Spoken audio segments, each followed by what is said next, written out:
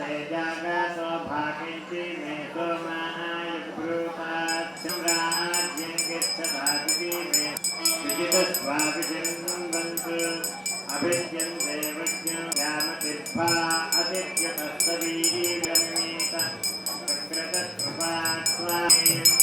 मित्रो नये यदुमित्रधैन्द्रस्योरुमावि तदक्षीणम् अमृतानु प्रतिपन्थामपद्महि तद्विश्वा भुवानानि सम्राड्विश्वेत्तानि वरु सूर्यस्य दिक्षुरालो आग्ने रक्ष्णः कनीनाकाम् इत्येतदासीद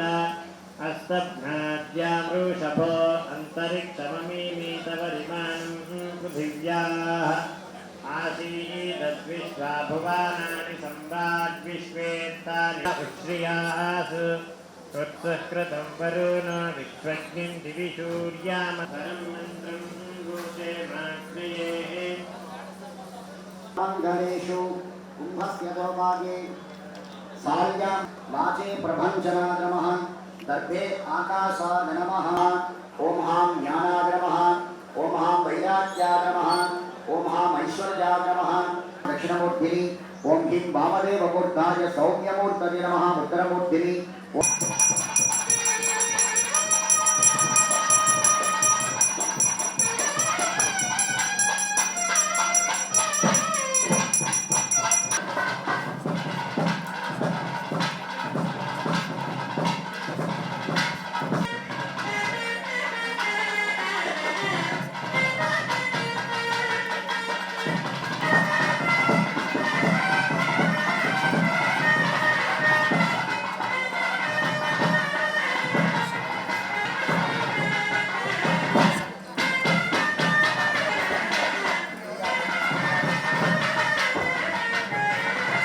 श्री गुरवे नमः स्वाहा नमः शिवाय सां प्रज्ञां विस्विद्यां यशः कीर्तिं प्रयच्छस्तेद् ॐ गुरवे स्वाहा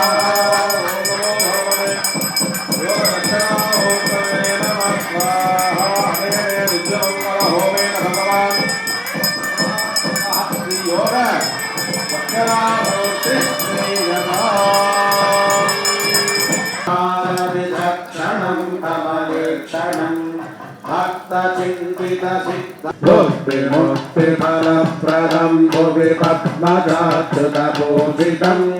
दक्षिणामुखमाश्रये मम सर्वसिद्धिदमीश्वरम् दक्षिणामुखमाश्रये मम सर्वसिद्धिदमीश्वरम् श्रीगुरु जय भीमां जय श्रीगुरु जय रक्षमा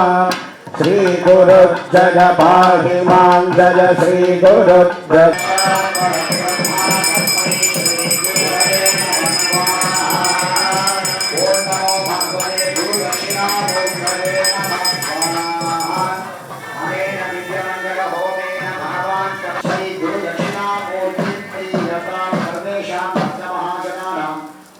दक्षिणामूर्ति परिपूर्ण विवाह कटाक्ष सिद्धिरस्तु